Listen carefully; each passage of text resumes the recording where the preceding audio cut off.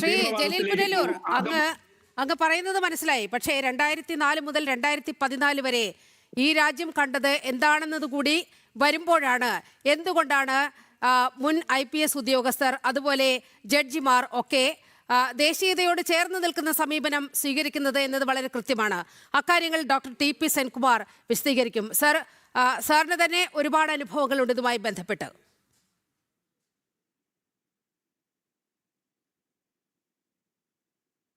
അല്ല, ഇതിൽ ശ്രീ ജലീൽ പറഞ്ഞതുപോലെ ഞാൻ ഭീകരതയിലേക്കല്ല പോയത്, ഭീകരതയ്ക്ക് എതിരായിട്ടുള്ള പോരാട്ടത്തിലേക്കാണ് പോയിക്കൊണ്ടിരിക്കുന്നത്. അത് ആദ്യം മനസ്സിലാക്കണം.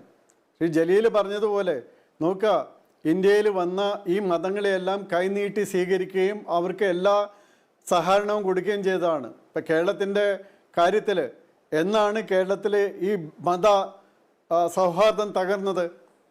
ഈ 1921 ഉണ്ടാക്കിയത് ഹിന്ദുക്കളാണോ? അതല്ലെങ്കിൽ അതിനു മുമ്പ് ടിപ്പുവിൻ്റെ പടയോട്ടം നടത്തി ഹിന്ദുക്കളെയെല്ലാം ഇല്ലാതാക്കിക്കൊണ്ടിരുന്നത് ഹിന്ദുക്കളുടെ വകയായിട്ടായിരുന്നോ? അപ്പോൾ അതൊന്നും അങ്ങനെ ഉണ്ടായതല്ല. അതായത് ഇന്ത്യയിലെ ഹിന്ദു എന്ന് പറയുന്ന വിഭാഗം അല്ലെങ്കിൽ സനാതനധർമ്മി എന്ന് പറയുന്ന വിഭാഗം എല്ലാവരെയും സ്വീകരിക്കുകയും ലോകത്തു നിന്നുള്ള എല്ലാ മതങ്ങളെയും സ്വീകരിക്കുകയും എല്ലാവരെയും അവർക്ക് വളരാനുള്ള അവസരങ്ങൾ കൊടുക്കുകയും ചെയ്തതാണ്. എന്നാൽ നമ്മൾ കണ്ടത് 2004 മുതൽ 2014 വരെയുള്ള ഭരണത്തിൽ അതിൽ ഒരു ബില്ല് കൊണ്ടുവന്നിരുന്നു, the prevention of communal violence bill എന്ന് പറയുന്നൊരു ബില്ല്. ആ ബില്ലനുസരിച്ച് ഏതൊരു ഹിന്ദുവും ഏതൊരു നിമിഷവും അറസ്റ്റ് ചെയ്യപ്പെടാം, അവരുടെ പ്രൂഫ്, അവനെതിരായിട്ടുള്ള പ്രൂഫ് അവൻ കൊടുക്കണം എന്നൊരു നിയമം പോലും കൊണ്ടുവരാനുള്ള ശ്രമമുണ്ടായി. അങ്ങനെ ഒരു ജനതയെ വളരെ കൃത്യമായി ഇല്ലാതാക്കി ഇന്ത്യൻ ജനതയെ മറ്റൊരു ജനതയാക്കി മാറ്റാനുള്ള ശ്രമങ്ങൾ നടക്കുന്നത് കാണുമ്പോഴാണ് നമ്മൾ ചിന്തിക്കുന്നത് ഇത് സാധാരണഗതിയിൽ നടക്കുന്നതല്ല, ഇത് വളരെ അന്തർദേശീയമായിട്ടുള്ള അതിൻ്റെ പിന്തുണയോടെ നടക്കുന്നതാണ്. ഇന്ത്യയുടെ സാംസ്കാരികമായിട്ടുള്ള തനിമ ഇല്ലാതാക്കി പുതിയ ഒരു സ്റ്റേറ്റാക്കിയിട്ട് പുതിയ ഒരു സംവിധാനമാക്കിയിട്ട് ഇന്ത്യ ആക്കാനായിട്ട് നടക്കുന്നതാണെന്ന് മനസ്സിലാക്കുന്ന ആളുകളാണ് അതുപോലെ കൃത്യമായിട്ട് മാറി വരുന്നത്. അപ്പോൾ അതുകൊണ്ട് ശ്രീ ജലീൽ പുനലൂർ പറഞ്ഞതുപോലെയുള്ള കേസുകളൊന്നും അല്ല ഇവിടെ നടക്കുന്നത്.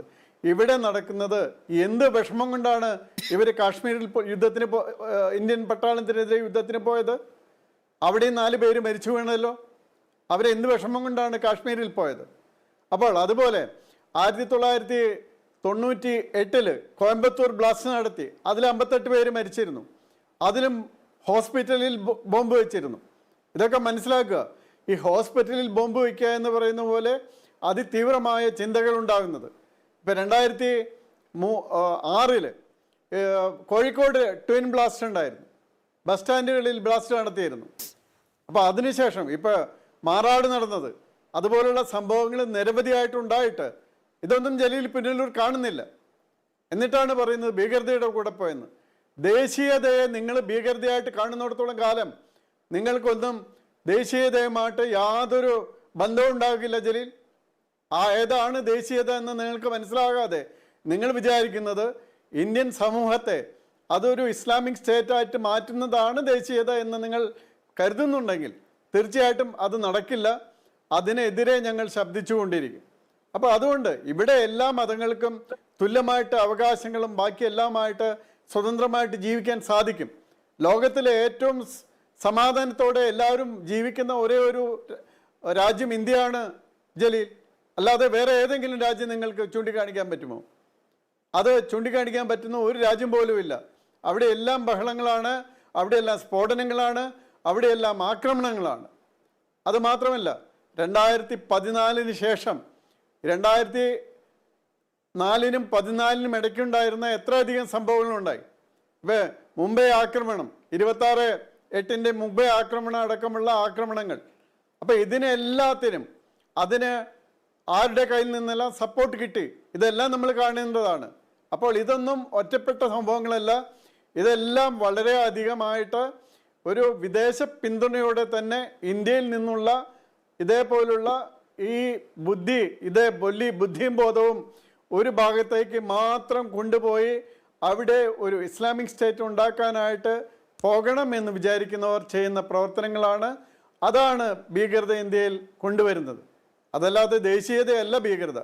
അതാണ് ദേശീയതയും ഭീകരതയും തമ്മിൽ തിരിച്ചറിയാനുള്ള ചെറിയ ബുദ്ധിയെങ്കിലും ശ്രീ ജലീൽ കാണിക്കുമെന്നാണ് ഞാൻ പ്രതീക്ഷിക്കുന്നത്.